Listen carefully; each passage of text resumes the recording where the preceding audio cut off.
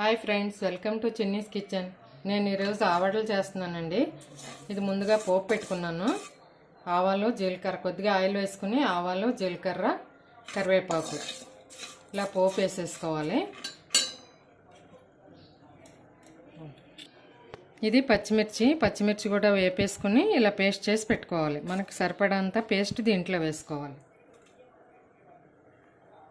కారం చూసుకుని వేసుకోవాలి. ఇవి వేపేటప్పుడే పసుపు, సాల్ట్ కూడా వేసాను. ఇది చల్లారింది కదండి, ఇప్పుడు మజ్జిగ వేసేసుకుందాము.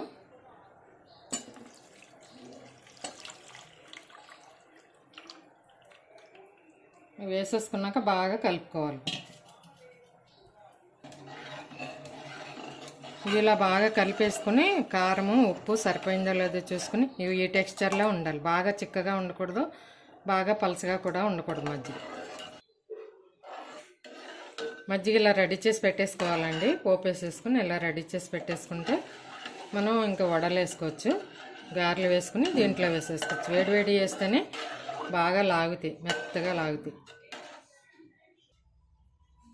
ఇప్పుడు గారెలు వేసుకుందామండి. స్టవ్ మీద మూకుడు పెట్టుకుని దాంట్లో ఆయిల్ వేసుకున్నాను.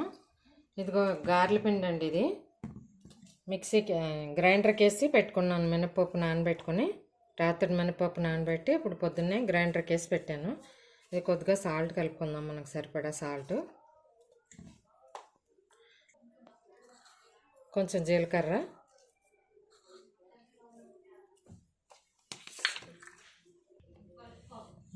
సాల్ట్ వేసి ఇలా కలిపేసుకున్నాం కదండి పిండి. ఇప్పుడు ఇలా చేసి గారెలు వేసేసుకోవాలి.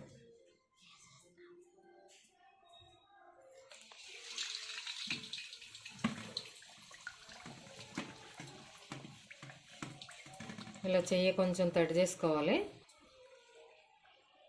ఇలా కొంచెం తడి చేసుకుని పిండి ఇలా తీసుకుని ఒక్కొక్కటి వేసేసుకోవాలి.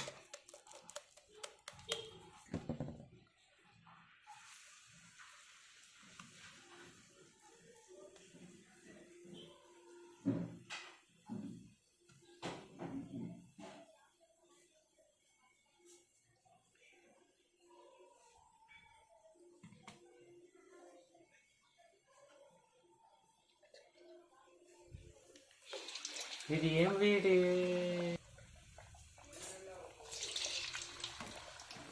ఇలా అన్నీ వేసేసుకుందామండి.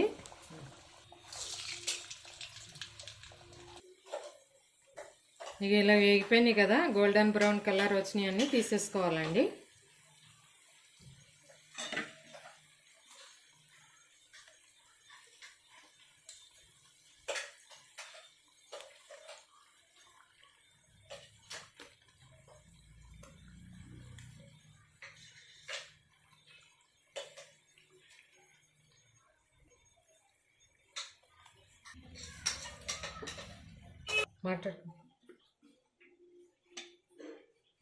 ఈ వేగిపోయిన వడలు ఉన్నాయి కదా, ఇప్పుడు దీంట్లో వేసేసుకుందాం ఒక్కొక్కటి.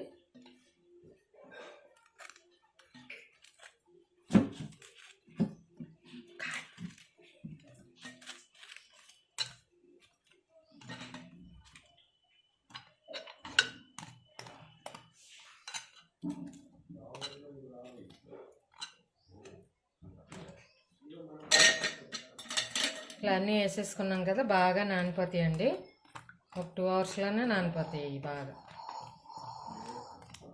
పెరుగు కూడా రెడీ అయిపోతాయి. ఇంకా ఇలా బాగా నానిపోయినాయి చూసారండి. ఇలా అయిపోతాయి మెత్తగా. ఆవాడలు రెడీ అయిపోయినట్టే అండి. ఇంకా ఆవాడ రెడీ అయిపోయిందండి. నా వంట మీకు నచ్చినట్టయితే లైక్ చేయండి, షేర్ చేయండి, సబ్స్క్రైబ్ చేసుకోండి. Thank you for watching.